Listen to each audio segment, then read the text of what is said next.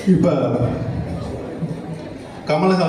நடிகர் கமலஹாசன் நடிச்ச ஒரு படம் உங்களுக்கு தெரிய பார்த்துருப்பீங்க, விக்ரம்னு ஒரு படம். அதில் அவர் கேட்பாரு, ஆரம்பிக்கலாமா அப்படின்னு. இப்ப நம்ம எல்லாமே ஆரம்பிக்கலாமா?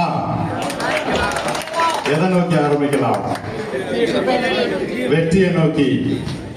நம்மளுடைய தளபதி அவர்களுடைய 2.0 திராவிட மாடல் ஆட்சி தொடர்வதற்கு நம்மளுடைய களப்பணியை இன்றையிலிருந்து ஏற்கனவே நீங்க ஆரம்பிச்சிட்டீங்க, சிறப்பாக செய்து கொண்டிருக்கின்றீர்கள். இன்னைக்கு இருந்து ஏப்ரல் 23 வரைக்கும் தான், 23 வரைக்கும் நம்மளுடைய உழைப்பு, நம்ம செய்யக்கூடிய செயல்கள் தான் அடுத்த 5 ஆண்டுகளுக்கு தமிழகத்தினுடைய வளர்ச்சியும் இந்த சிவகங்கை மாவட்டத்தினுடைய வளர்ச்சியும் அடங்கியிருக்கின்றது என்பதை நீங்கள் உணர்ந்து கொண்டு செயல்பட வேண்டும்.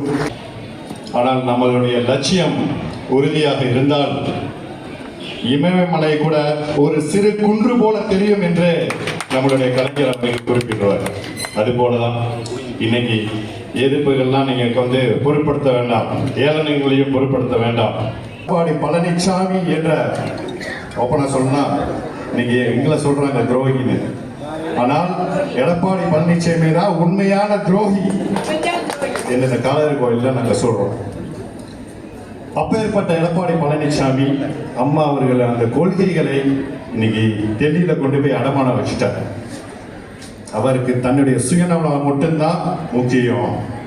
கட்சி எக்கேடு கட்டு போனாலும் பரவாயில்ல, தொண்டர்கள் எந்த நிலையில இருந்தாலும் பரவாயில்ல அப்படின்னு இன்னைக்கு அனைத்தையும் அடமானம் வச்சுட்டு இன்னைக்கு அந்த இயக்கத்தை, ஆலமரம் மாதிரி இருந்த அந்த இயக்கத்தை இன்னைக்கு சாதாரண ஒரு தூசியாக இன்னைக்கு அடுத்த தேர்தலுக்கு அப்புறம் அந்த இயக்கம் இருக்குமா என்ற நிலையில இன்னைக்கு தள்ளப்பட்டிருக்கின்றது. இன்னைக்கு தேர்தல் காலகட்டத்தில் நம்ம இருக்கிறோம். உங்களுக்கு நல்லா தெரியும் இன்னைக்கு களம் எப்படி இருக்குங்கிறது.